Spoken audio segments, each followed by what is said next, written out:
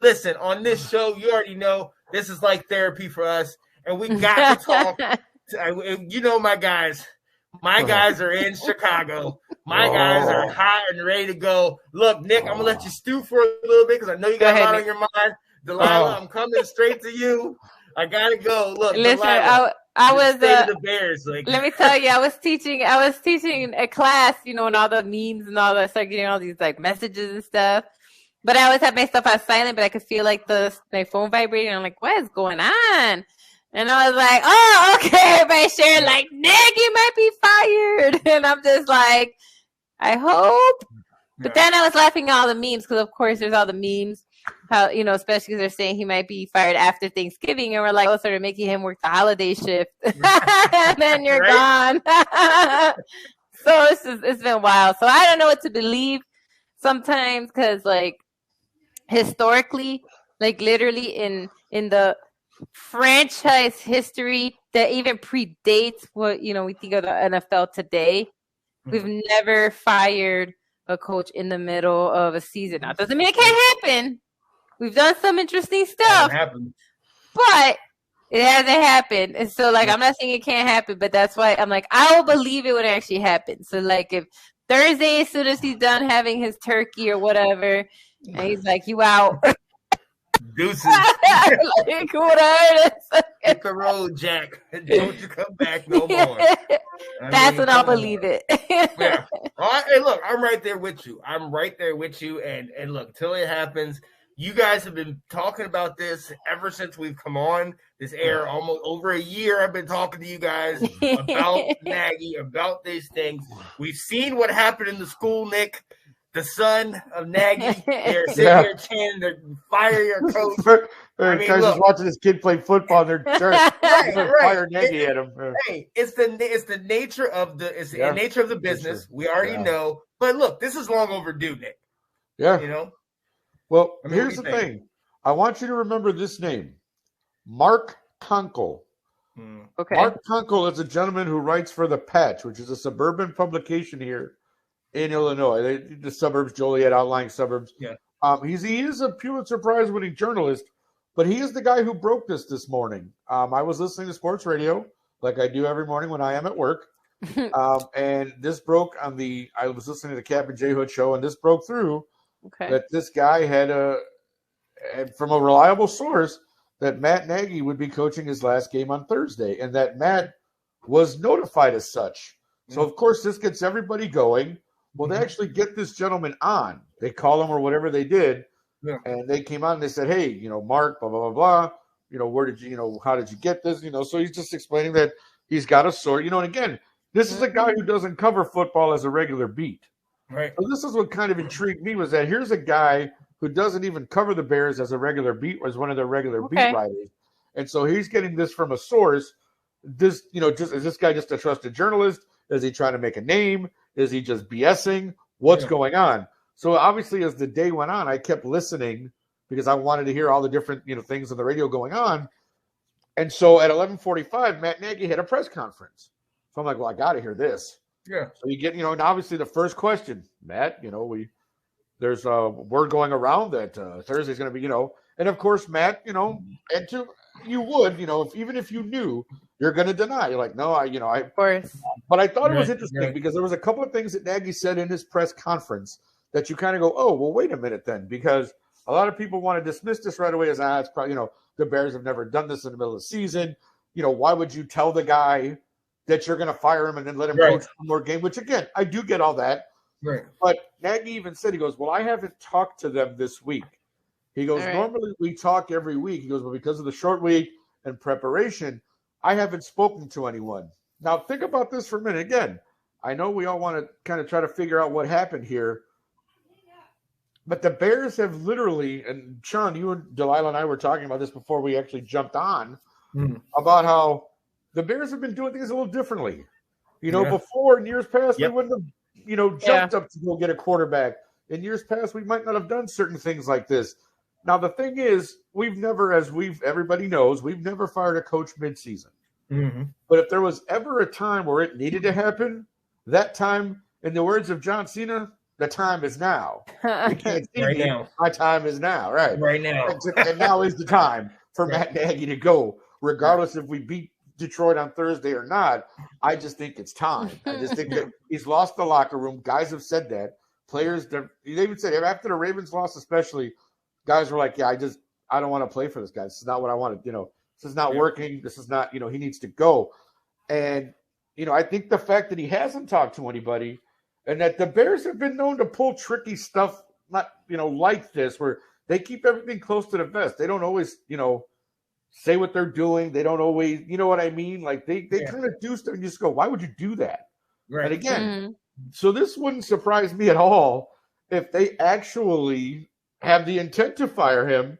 Yeah. But like they said, didn't tell him. That may be the misrepresentation or the miscommunication during this whole story, is that because Matt claims, no, I was not told that. I don't know that, blah, blah, blah, blah. As far as I know, I am the coach, yada, yada, yada.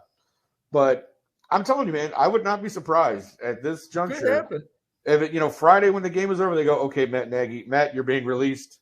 Yeah. And that's it. You're done. You got Bill Lazor, you got the special teams coach who took over last. I mean, you can finish the year with who you have, and they can set up game plans for, they'll be fine. Yeah. And then you go about your job of looking for a coach come January, which you absolutely should do anyways. But so to me, that's the biggest thing here, is that the biggest takeaway for me from all of this is that I actually think that this is something the Bears should do, not for one. We all know that.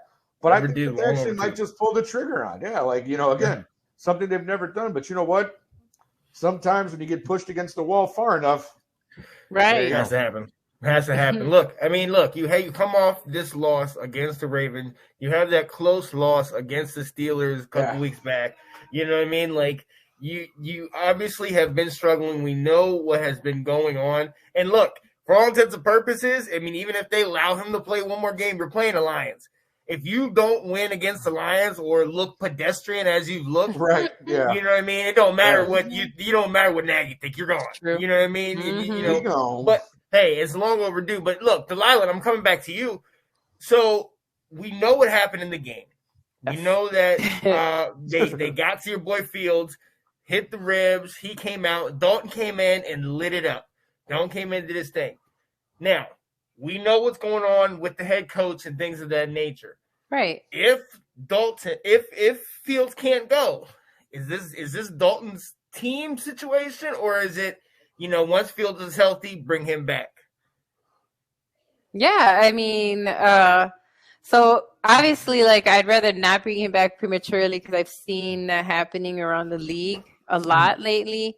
And so I don't want us to prematurely kill our quarterback before he has a chance to actually show us what he's got. But if he's healthy, yeah, for sure, come back and take over. Till then, I'm okay with Dalton because he didn't start off bad either for us. You know what I'm saying? So I'm okay with him taking over the reins again, by all means. And just this season is a wash, right? So if it means that Fields comes back in week 15, 16, whatever it is, and just finish out the season, I'm okay with that too. So let him heal. Let him let his bruised ribs heal up until then Dalton can play. And then once he's ready, let him finish out the season just so he can get, some more experience under his belt. But not before that. Yeah. Correct. Funny enough, Nagy addressed it in the press conference because they asked him, if Fields is healthy, does he go? And he said his depth chart is Fields and Dalton. Dalton's only playing because Fields is hurt. Right. So he did address that in the press conference this morning. So they do plan to go back to Fields when he is ready to play. Yeah. Dalton will fill in the meantime, which Dalton is starting Thursday in case anybody questioned that. Yeah. Dalton is going to be starting on Thursday. So more power to him. Dalton, in the middle of all this, Dalton is just doing the best job he can. We saw what happened when he came in, and all the while, Foles is still sitting there holding the clipboard, like, hey, don't even look my way. Don't even look my way. Don't even call my numbers, son, because I'm sitting right here. I am sitting back, polishing I'm not my taking ring. no hits. That's right. How you doing? I'm taking no hits. I got my cap on. I'm doing I am watching like videos on his tablet or something while he's sitting there. I ain't got nothing else to do. watching YouTube or something. Right. Taking him on the sideline.